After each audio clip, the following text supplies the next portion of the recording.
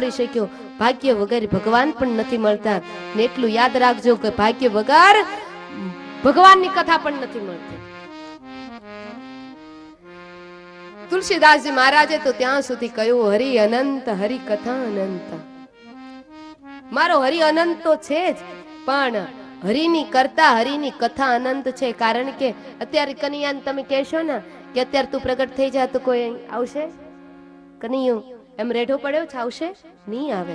પણ મેરે ભાઈ બહેન, તુલસીદાસજી મહારાજે કહ્યું, અને ભાગવતજીની અંદર ગોપિકા ગીતની અંદર ગોપીઓએ કહ્યું કે કાના, તારા કરતા તો તારી કથા સારી. ગોપીઓ દાંટે છે, ભગવાનને ખીજાય છે. કહ્યું કે કનૈયા, તારા કરતા તારી કથા સારી. શું કામ? કે કથાને તો જ્યારે બેસાડ્યો હોય ત્યારે બેસી શકે, જેવો એનો સમય રાખવો હોય એવો રહી શકે, અને કથાની અંદર જ્યારે જવું હોય ત્યારે જઈ શકે, ન જવું હોય તો ઘરે બેઠા લીલા લેર કરીએ.